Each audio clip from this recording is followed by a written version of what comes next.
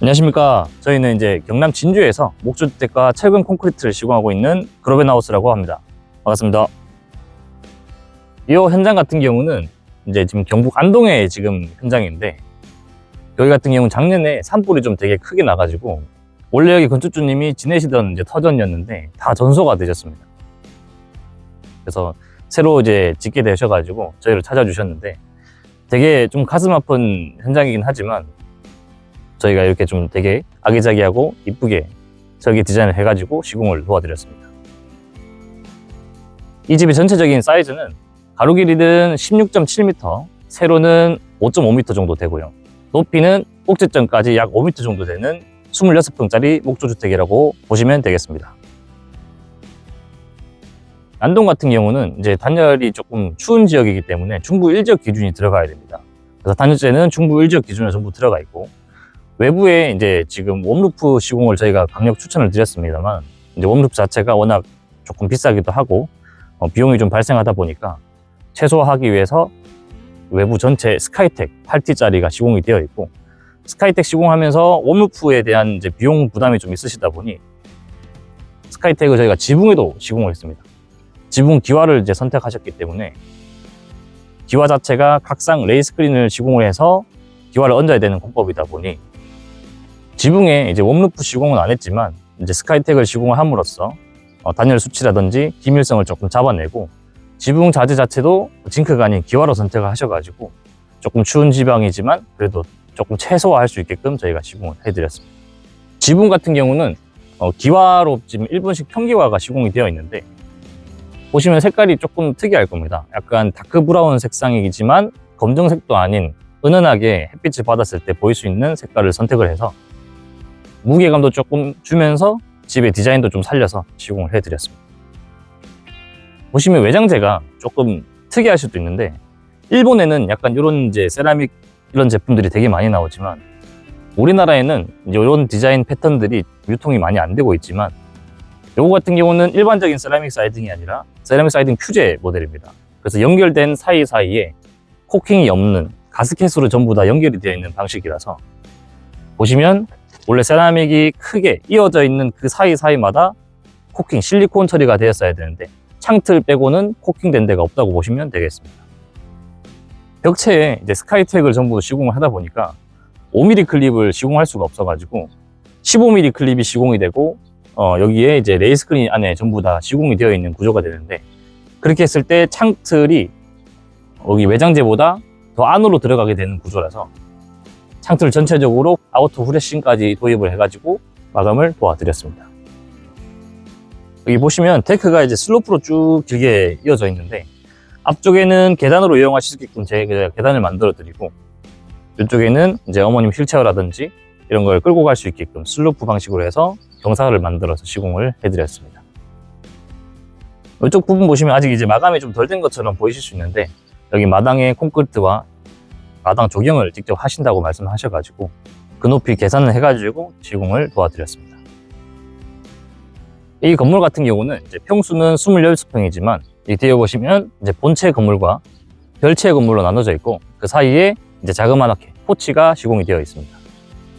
본체 같은 경우는 약간 흰색 톤의 세라믹 사이딩을 저희가 세팅을 하고, 별채 같은 경우는 색감을 좀 더해서 약간 오렌지 색깔 비슷하게 고급스러운 색깔이 나오는 세라믹인데, 이 구하는데 생각보다 좀 오래 걸렸습니다. 시공하시는 분들도 너무 힘들다고, 일반 세라믹 시공하는 거에 한 2배 정도 시간이 걸려가지고 생각보다 손이 많이 잡혔던 현장입니다. 여기 사이 보시면 이제 약간 작게 포치 공간이 세팅이 되어 있는데, 왜 건물을 붙이지 따로 나눴냐라고 생각하실 수 있는데, 여기 같은 경우는 이제 여기 서재 공간이다 보니까 집필하시고 책 보고 하실 때 본체 공간과 약간 분리하시고 싶다 하셔가지고 이렇게 통로처럼 포치 공간이 만들어져 있고, 여기는 좀 아기자기하게 좀 사각사각한 느낌을 원했어가지고 제가 여기 천장도 보시면 일반적인 마감재가 아니라 합성목으로 된 내추럴 우드 색상을 넣어가지고, 등도 6인치짜리 사각등을 배치를 해가지고 라인이 깔끔하게 떨어지게끔 시공을 해드렸습니다. 현관으로 들어가 보시겠습니다. 현관 같은 경우는 이제 전체적으로 600 포세린 타일로 시공을 했고, 이쪽에 보시면 이제 디딤석을 좀 길게 뽑아가지고, 여기 부모님이 조금 연세가 있으셔서 신발 신고 하시기 좀 불편하실 것 같아서 저희가 벤치로 가구장을 제작을 했습니다. 그래서 여기 앉아서 신발을 벗고 신고 왔다 갔다 하실 수 있게끔 세팅을 해드렸습니다. 거울을 전체적으로 이제 배치를 하면서 이쪽에 조금 심심할 것 같아서 저희가 뒤쪽에 조명을 숨겨놨습니다. 그래서 흰 조명을 해서 간접 조명처럼 연출을 해가지고 신발 하부 조명이랑 여기 거울 뒤에 조명을 같이 연동을 시켜서 들어왔을 때 현관이 환하게 보일 수 있게끔 시공을 했습니다. 집 실내 구조를 짜다 보니 현관에 들어왔을 때 주방에 이제 가전제품이 딱 제일 먼저 눈에 띄게 되는 구조였어가지고 중문을 일반 중문을 설치하는 게 아니라 저희 판살로 적용을 해가지고 현관 들어왔을 때 가전제품이 좀 눈에 덜 보이게끔 시선 분산할 수 있게끔 시공을 했습니다.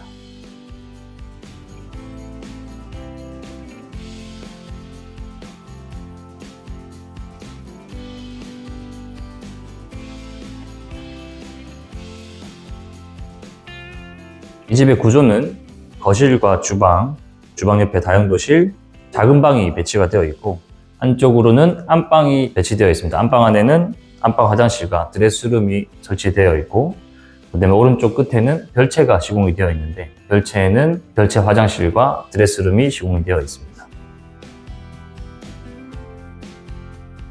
거실 같은 경우는 이 집 자체가 조금 평수가 좀 작은 집이라서 구석구석 방이라든지 이런 실들을 배치하다 보니 거실 사이즈가 좀 작습니다.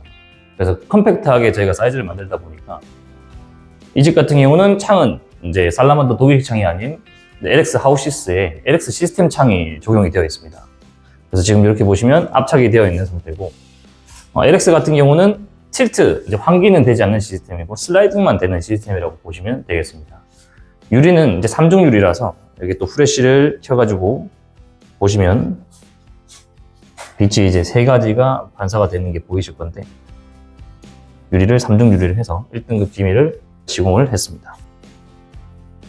거실이 조금 아담하다 보니까 이제 아트월을 저희가 연출을 할까 안 할까 이제 디자인적인 거를 하다가 조금 어두운 톤으로 해서 뭔가 포인트를 하나 주면 여기 뒤에 소파에서 TV 볼 때 조금 몰입도를 높일 수 있을 것 같아서 아트월 색깔을 좀 진한 필름을 저희가 선택을 했습니다. 진한 필름을 선택을 하고 이쪽에 반매립을 시공을 해서 TV를 달아도 TV 자체가 최대한 튀어나오지 않게끔 저희가 시공을 하고 위쪽에 간접 조명을 설치를 해놨습니다. 그래서 저녁에 TV 볼 때 전체적인 조명을 끄고 TV 볼 수 있게끔 시공을 했습니다. 거실에 보통 이제 비디오폰이라든지 보일러 온도 조절기 각종 스위치들이 있는데 아트홀이 좀 작아서 아트홀에서 보이는 게 조금 싫은 것 같다 해서 저희가 이쪽으로 배치를 해가지고 시공을 했습니다. 이 집의 바닥 난방 같은 경우는 이제 경동 보일러에 각방 제어 시스템이 전부 적용이 되어 있고 거실 하나, 각 방마다 그다음에 별채 이렇게 전부 다 컨트롤러가 설치되어 있다 보시면 되시고 바닥은 구정마루, 강마루의 오노크 제품입니다. 사이즈가 조금 작은 제품이고 이거는 별도로 추가 없이 기본적으로 적용할 수 있는 제품이라고 보시면 되겠습니다. 벽지 같은 경우는 공용부 전체적으로 LX 베스트 등급의 실크 벽지가 적용이 되어 있습니다. 주방으로 가보시겠습니다. 주방 같은 경우는 가구를 전체적으로 저희 업체에서 맡겨주셨는데 가전제품 키친빗 쓰신다 하셔가지고 원도짜리 냉장고 3대를 저희가 배치를 해드리고 가전제품을 거기에 맞춰서 저희가 구성을 해드렸습니다. 여기가 이제 키 큰 장 부분인데 보통은 전자레인지, 밥솥이 설치되는 공간인데 평상시에 전자레인지, 밥솥이 보이는 게 좀 싫다 말씀을 하셔가지고 여기에 플랩으로 된 저희가 장을 설치를 했습니다. 그래서 눌러가지고 위로 들어 올리게 되면 여기서 멈춰있게 됩니다. 이렇게 쓰실 수도 있고 평상시 자주 쓰실 때는 이렇게 안으로 쭉 밀어 넣으셔가지고 쓰시면 되시고 이제 안 쓰시는 시간이다 하시면 쭉 빼셔가지고 아래로 누르면 이제 닫히는 구조라고 생각하시면 됩니다. 보통은 이게 좀 싼 제품 같은 경우는 이렇게 들어 올렸을 때 얘가 멈춰있지 않고 내려오는 보통 그런 구조인데 부속을 조금 고급스러운 걸 적용을 해서 위로 올려놔도 내려오지 않게끔 저희가 시공을 했습니다. 주방 같은 경우는 싱크볼은 아티잔 제품의 싱크볼을 선택을 하셨고 수전은 라오체 P5 수전입니다. 이 수전 같은 경우는 이렇게 물이 찌게 되면 일반적으로 이제 밑으로 흐르게 되고, 그래서 랩을 올리시게 되면 앞으로 이렇게 도출이 되는 부분이라서 채소 바구니라든지 올려놓고 채소 씻으실 때 되게 유용하게 쓸 수 있는 제품이라고 보시면 되겠습니다. 상부장 같은 경우는 지금 2단으로 저희가 나눠놨는데, 집 천고가 저희가 기본적으로 2700을 맞춰달라 보니까 맨 위에 장은 되게 쓰기가 어렵습니다. 그래서 2단으로 맞춰서 주로 쓰시는 장들은 이제 밑에서 쓸 수 있게끔 높이를 지정을 해드리고, 맨 위에 같은 경우는 이제 주로 잘 안 쓰시는 제품들 넣을 수 있게끔 수납력을 좀 높이고자, 여기 같은 경우는 이제 사용하실 때 의자를 놓고 올라가셔야만 되는, 이제 그렇게 쓰실 수 있게끔 저희가 세팅을 했습니다. 다용도실로 한번 들어가 보시겠습니다.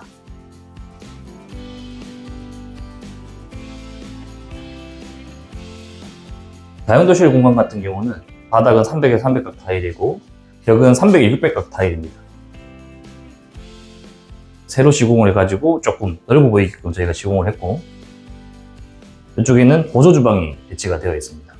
설계 때부터 이제 보조주방을 설치할 수 있게끔 설계를 했고, 다용도실이 조금 좁다 보니까 보일러실과 이 보조주방이 조금 겹치는 부분이 있어서 보일러 높이 자체를 조금 많이 들어 올렸습니다.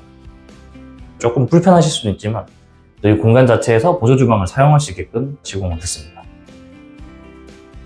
다용도실에 나와서 이제 이쪽으로 들어가면 방으로 들어가는 복도 공간이 되게 되는데, 걸어가시게 되면 오른쪽에 이제 발목 센서 등이 설치가 되어 있습니다. 주 조명을 안 켜고도 왔다 갔다 하실 때 어둡지 않게끔 저희가 시공을 했고, 낮에 이게 계속 켜지면 좀 불편할 수도 있으니까 여기에 이제 센서 스위치를 만들어 놔가지고 낮에는 이 스위치를 꺼 놓으시면 되고, 저녁에 이제 주무시러 들어가실 때 이 스위치를 켜시게 되면 센서가 작동을 하면서 이제 조명이 들어오는 거라고 보시면 되겠습니다. 복도 공간이 조금 좁기도 하고 길이가 그렇게 길진 않지만 들어오면서 뭔가 아트적인 느낌을 만들고 싶어서 왼쪽에 이제 간접 조명을 만들고 여기 액자 레일을 매립을 해드렸습니다. 그래서 이 액자 레일 거리인데 좌우로 원하시는 대로 옮길 수 있게끔 저희가 시공을 해드렸습니다. 작은 방으로 가보시겠습니다. 작은 방 공간인데 되게 방이 작습니다. 구역을 조금 나눠서 실을 꼭 만들어 달라 하시다 보니까 이 방 같은 경우는 평수가 1.7평 정도밖에 안 나옵니다. 딱 한 사람 누워서 쓸 수 있는 이제 공간을 만들어 드렸고, 작은 방임에도 불구하고 커튼 간접 조명이라든지 시스템 에어컨까지 시공을 해서 편하게 조금 아늑하게 지낼 수 있게끔 시공을 했습니다. 방 자체가 사이즈가 좀 작다 보니까 보통 일반 방문들이 이렇게 여닫이로 되는 이제 여닫이 문 방식인데, 그렇게 되면 이 동선 자체가 이 문이 회전 반경을 너무 많이 잡아먹어서 이 방 같은 경우는 이제 포켓도어로 시공을 해서 앞으로 열고 안으로 이제 벽 안으로 밀어 넣어가지고 되게 깔끔하게 저희가 시공을 했습니다. 작은 방을 나와서 이제 안방으로 한번 가보시겠습니다. 안방 같은 경우는 평수가 약 3.3평 정도 되고요. 이쪽에 전방을 쭉 바라볼 수 있게끔 창 2개를 시공을 했는데, 원래 여기 코너를 없애서 코너 창처럼 연출을 해드리고 싶었지만 이제 지붕 자재를 이제 기와로 선택하시면서 건물의 전체적인 하중을 좀 분산시키기 위해서 여기 기둥을 최소한 폭으로 만들어서 최대한 좀 넓게 볼 수 있게끔 창 2가지를 시공을 해드렸습니다.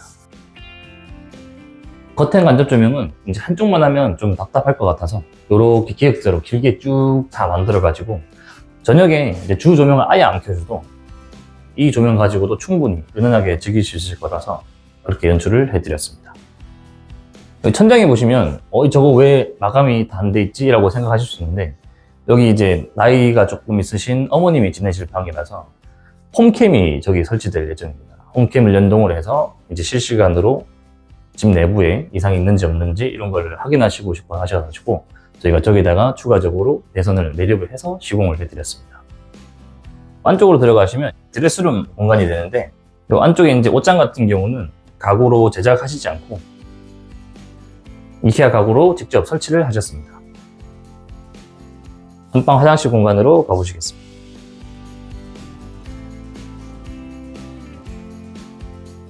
안방 화장실이 되게 컴팩트한 사이즈인데 구성은 다 같았습니다.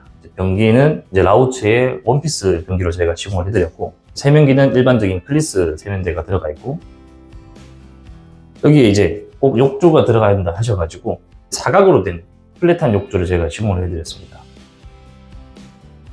욕조 수전 같은 경우는 이제 등에 걸리면 안 되니까 이렇게 뺐다 넣었다 할 수 있는 터치구가 있는 수전을 골라가지고 시공을 해드렸습니다.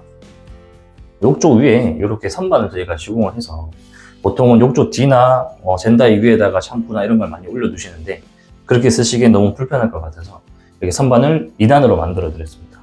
밑에는 이제 샴푸 이런 건 높이가 좀 높다 보니까 높이 높은 물건들을 쓸 수 있게 만들어 드리고 이쪽에는 잘 안 쓰시는 좀 부피가 작은 제품들을 설치할 수 있게끔 시공을 해드렸습니다.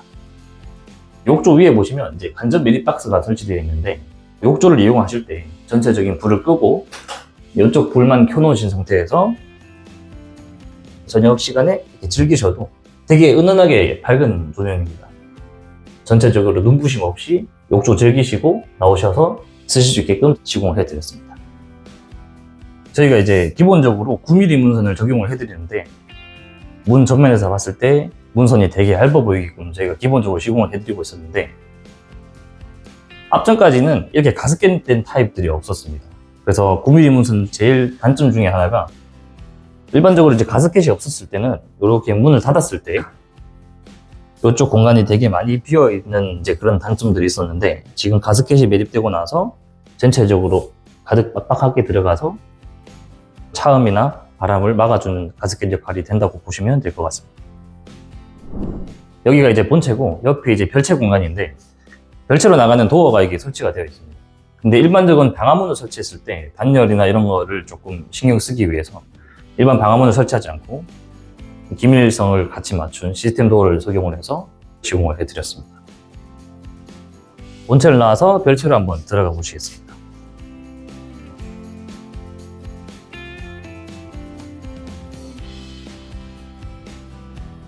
별채는 여기 이제 4평 정도 되는 평수입니다. 여기 사장님께서 책이나 이거 집히라는 걸 되게 좋아하셔가지고 양쪽으로 보시면 전부 다 책꽂이가 설치가 되어 있습니다.